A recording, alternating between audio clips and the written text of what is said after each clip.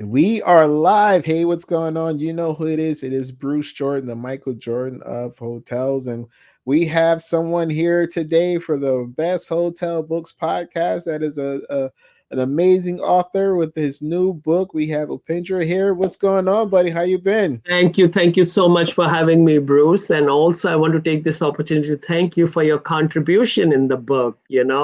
I mean, I like your candid approach. Always, you've been so candid and you get to the point. There's no sugar coating, and you get straight to the brass tacks. And most of us are scared to talk about this, but you bring it right to the point, and you brought very, very valid. I really appreciate your contribution, and that was such a short notice. You know, Oh yeah. Oh yeah. But I always make sure I come through. I know, and I was saying, oh my God, he's going to decline. He'll say, you should have given me time, man. I mean, this is like, but it was right sitting in my inbox, and I was like shocked. Good, Oh yeah. thank you so much, thank you so much, and thank you for having me on this show as well. Well, my first question, of course, is for the one or two people in the world that don't know you. How did you get started in the hotel and hospitality industry? Okay, so I was very passionate about hoteliering right from the start. I wanted to make a career. I'll be honest with it. The glamour attracted me. I thought, oh, it's a very glamorous industry. You party all the time and you meet celebrities and all that. Little to my shock, like right in the first year, I realized there is no partying over here. There are no celebs over here. It's just hard work. It's 16-hour days, no holidays and stuff like that. I don't, kind of regret it at all because I really enjoy the industry. I am extremely passionate about my work. And for me, I kind of lucked out because I got operations and training and quality. So I got best of both the worlds.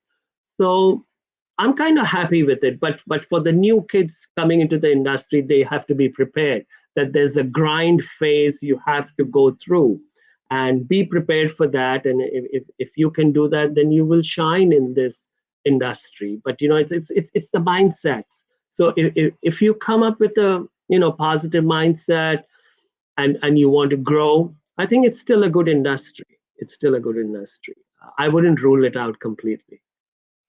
Absolutely, absolutely. Now, what inspired you to write this book? So basically, I'm seeing in the industry, everybody has a fantastic product. Everybody starts with great product, but they're missing out this big, big piece of being customer obsessed.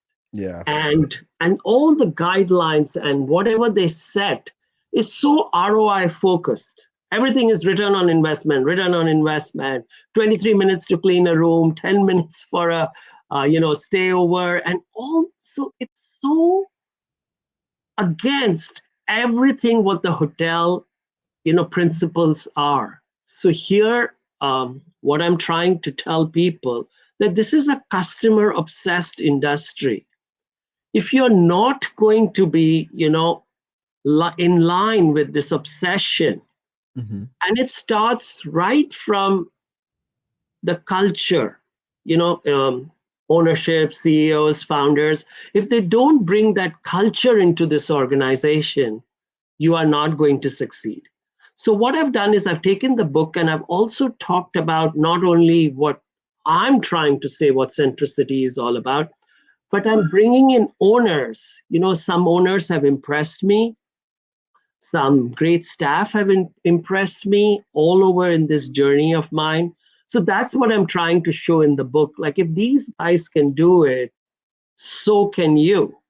The goal is only that I'm not trying to educate somebody that, oh, you don't know your business or whatever. No, you do know your business. I know that, you probably survived. And I've focused on not the big boys because I always feel it's these mid-tier people and the startups who struggle the most. Yes, that's They have true. very limited resources. They don't have luxury of having a brand name already established and stuff like that. So for those reasons, I'm always pro them. If they can do it, and most of these, what I've talked about in the book are around COVID time. Like some started a little before that, around that time. So they not only had the challenge of launching a brand, but they also had COVID to deal with. And yet they made an impact. And how they made an impact? By creating, like Levi talks about the Levi experience, Signet talks about the signature experience, and then these startup kids, this wabi sabi, they picked up a very simple Japanese concept of minimalism, which is so right during COVID times and so appropriate that to start it at this time. And they have a unique story for each of their rooms, like whatever they call it, cottages or whatever, but they have a unique story, and they're a young couple. They're striving hard, they're doing well. Every time I talk to them, I hear their progress stories, I see their impact on social media. They're giving back to the society too as well. And then this Aga Hotels, this is again a young kid operating out of Los Angeles. And most of all is these, these heroes and rock stars which I talk about. Like this one kid I saw where he didn't even know English. He started with like that, and today he's shining. So I want to share that customer obsession is just not about knowing the language, or providing cookies in the room or some amenities or stuff like that. No, you can win people's hearts by listening to them, recognizing them.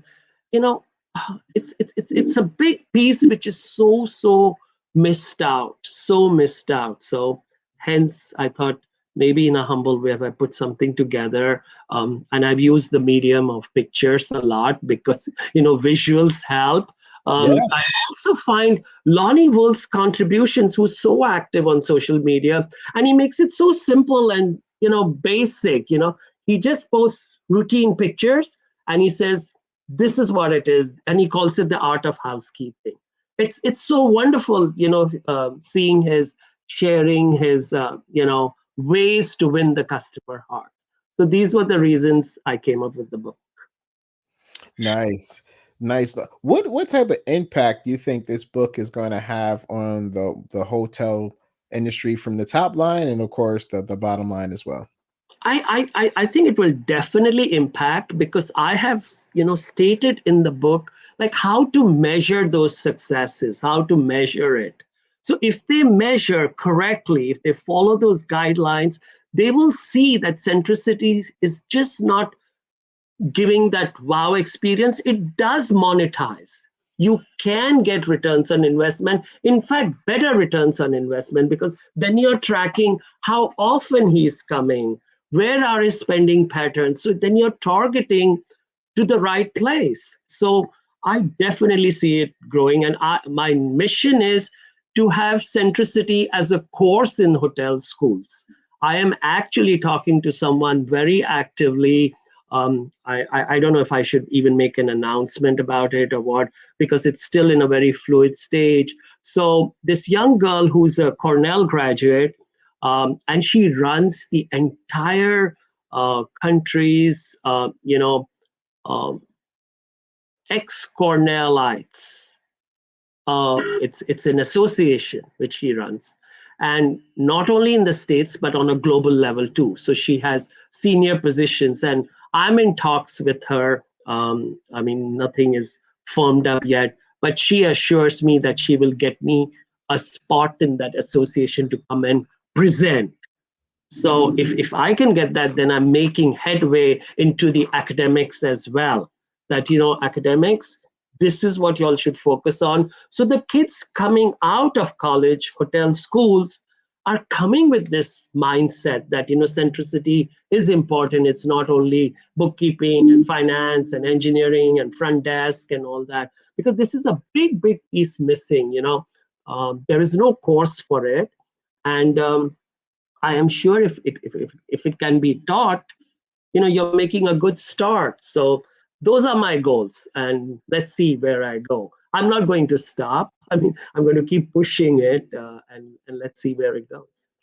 I've seen that you took some very powerful hotels in a very flooded market straight to the top of TripAdvisor. What are some of the techniques that we can use? Maybe one or two. I don't want to give the whole book away, but what are some of the I know. techniques I, we I, can use to get to the I, top?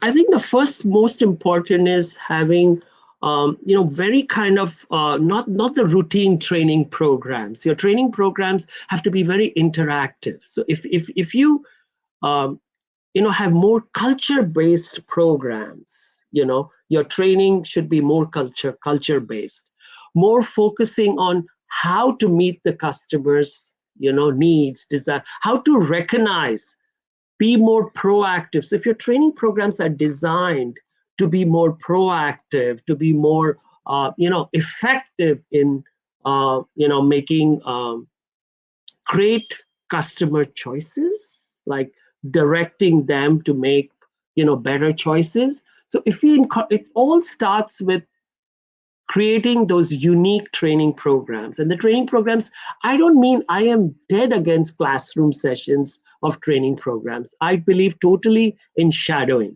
Hmm. Shadow the guy, because you won't know what's happening in a classroom. Everybody is going to be nice.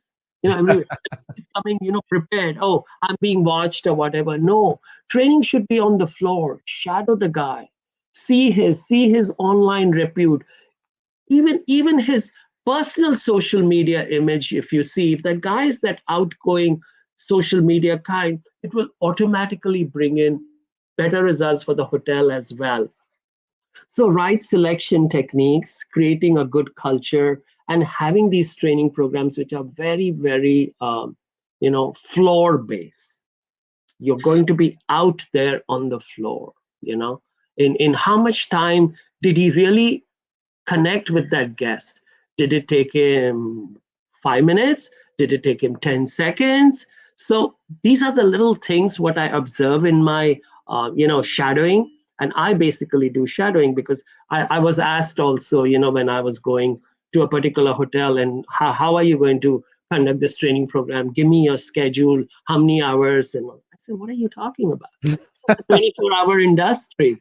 And he was shocked. The owner was shocked when he saw me at 2 a.m. in the morning in the lobby working with the night auditor, and then 3 o'clock in the afternoon with the afternoon shift. I said, that's what is training about. Training is not just sitting in a classroom and having PowerPoints. No, I want to see how is he talking to the guest? Did he upsell? Did he understand what the guest wanted? How much time did it take him to resolve that? Like, I'll give you a simple instance that we have this great concept of welcome calls. But you know how many people fudge those sheets? Yeah. Just right. Oh, this no. But when you're shadowing, you know exactly, did he make that welcome call, and what was the guest response to it, and all that. So I think these are the things what will make you more customer centric, and eventually it will definitely lead to revenues. There is never a doubt about that. Never a doubt. I from my experience, shadowing is the best way to teach customer engagement. Great. Like Yes. it's hard to learn customer engagement with a Exactly. PowerPoint presentation. Exactly. I agree with you. Totally. Yeah. Yeah. Man. So what are some of the things that you believe, like what would be everyone's takeaway from the book? Like you think that they would learn the best, or certain skills that you think it's necessary, that's in the book that everyone needs to know. I think the one thing is that everybody needs to know that they have to create some memorable experiences. If they can take that one thing away, my role is every morning, how many memorable experiences did I create? And it's not going to be every day. You cannot do 100. I want to be very realistic. So I would recommend break it down into ABC. My A day, I might have 10 goals. My B day, I might have 5 goals. And my C day, I might have 2 goals. But that's fine. So if you take it by the week, Monday could be your A day and Friday could be your C day, but you're still in that range. So you haven't forgotten. People say, oh, I did it today. Today was a bad day. Yes, there are going to be bad days. You're going to have C days, but that's okay. But you still did it. Don't take it off your list. That's all. ABC goals. That's it. Very simple, straightforward. My job is here to create a memorable experience.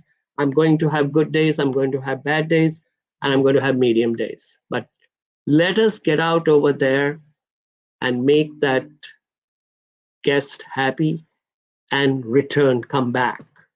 That's, I would say that would be my biggest takeaway. Like if I will read the book and I say, hey, what am I taking away? And I've also shared, like there are 4 or 5 people, staff, who've done it and who do it consistently. And it's all not only me talking, because I put evidence in the book. The TripAdvisor is talking about it. The note from the guest is talking about it. So I put pictures over there, made it as visual as possible. Look, this is what it is. I'm not faking it, or I'm not just adding some stuff and all. And I've told you how simple, straightforward they do it in, and there's an opportunity. And especially now with cell phones, and it's so easy to take a picture. You see a bunch of tourists somewhere, they probably go help, or maybe I take a picture for you. Small things. It's not about just giving away a free room or something like that. No, no, no. People are looking for simple stuff, just recognition. That's what I would say. Nice, nice. Well, that's our time. Listen, Thank you. where can everybody get the book? It's on Amazon. Customer Centricity in Hospitality, Amazon. Nobody can miss Amazon. So it's a great spot. It's the one place where you can go and order your book. And you And also it's go to available in all versions. bestsellershowbooks.com. Yeah. And it's available in all versions. You have Kindle, you have, paperback, and you hard copy, whatever you want. How can everybody get a signed copy? Oh, they have to contact me. All just right. just send me an email or something, and I'll sign a copy and send it. Perfect, perfect. How can they get in touch with you on LinkedIn or? Yes, LinkedIn is the best way. LinkedIn is the best way to get in touch with me, I would say. All right. We got a question from La Tamara Luxury. Sir Bruce and Upin, thank you for the live, but I watched from the end of the video. Could you provide us detailed video about hotel revenue management video tips and strategies? Yes, Okay. you can actually, if you go to hotelrevenuebible.com, you'll be able to get a whole book about hotel revenue tips and strategies. Yes. But we do have a playlist about hotel revenue management on this channel. So if you just go to the channel and you just look at the playlist for hotel revenue management tips, and that'll get you where you need to go. Great, But great. listen, it was great having you on our show. Great having you on the channel again, and thank you Thank you. for coming out and spending the time with us to give us the scoop about the book and what we need to look forward to. And we will probably be having you on our show again soon in the future. So Thank you so much. Thank you for having me, Bruce, and good luck with your trip to India. I'm sure you'll do great, great, great. You will make a great rock star image over there. yeah, I'm only going to India for the soul food. They say they have the best soul food Yes, around. they do. They do. They do. Yes, they do. Yes, they do. Great, great, great. All right, guys, we're Thank you. signing Thank you out. for having me. Bye bye. Bye bye. Bye All bye. right.